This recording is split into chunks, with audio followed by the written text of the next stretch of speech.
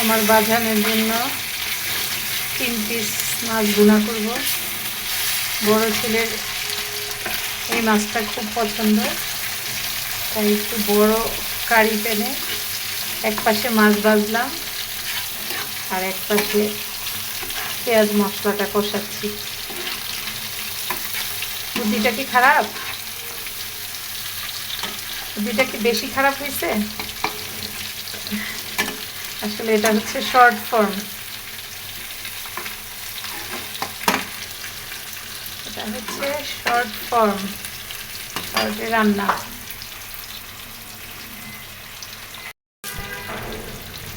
অল্প একটু পানি দিয়ে দিলাম, এবার আর একটু কুক হবে।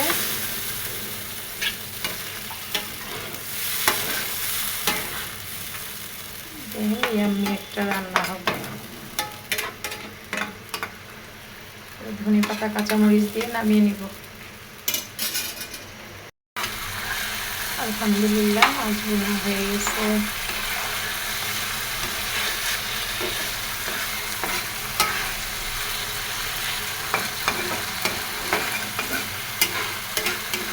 একদম শর্টকাট করে ফেললাম। এবার দিয়ে দিব ধনে পাতা কাঁচামরিচ।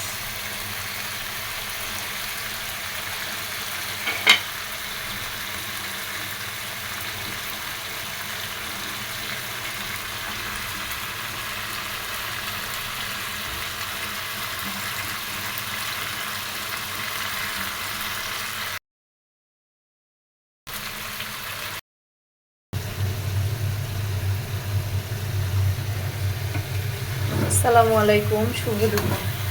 আমি একটা রান্না নিয়ে আসছি, চাপা শুটকি দিয়ে ঢেঁড়স দিয়ে ভুনা হবে। একেবারেই ভুনা ভুনা করে ফেলবো। চাপা শুটকি, রসুন, পেঁয়াজ, ঢেঁড়স, হলুদের গুঁড়া, মরিচের গুঁড়া আর লিমিটেড তেল দিয়ে এটা ভুনা হচ্ছে। এটা খুবই দারুণ একটা রান্না, দারুণ একটা রেসিপি, খেতে ভীষণ টেস্ট। এটা আমার শাশুড়ির খুবই প্রিয়।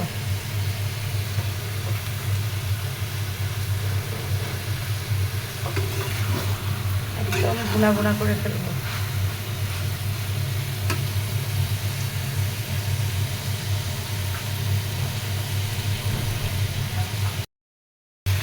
শুটকি দিয়ে ঢেঁড়স কমপ্লিট রান্না, খুবই লোভনীয় আর ইয়াম্মি।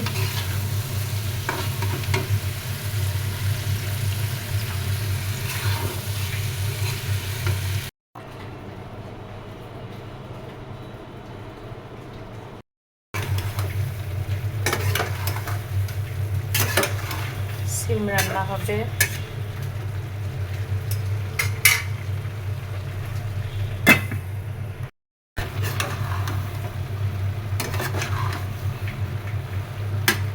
লেজ মাথা দিয়ে সিম রান্না হচ্ছে। এবার দিয়ে দিব একটু গরম পানি।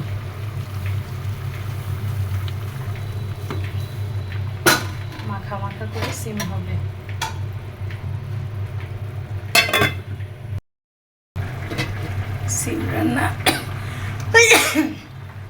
সিম রান্না হয়ে গেছে।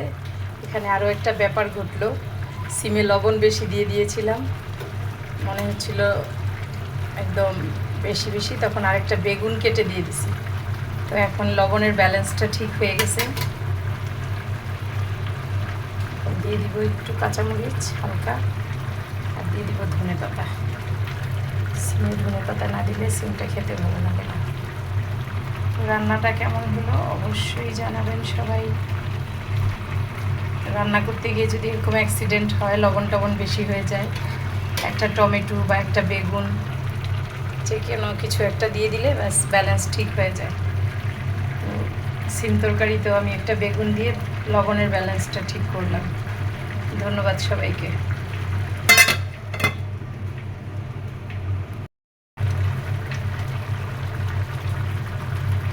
আলহামদুলিল্লাহ, মজার সিম রান্না করে ফেললাম।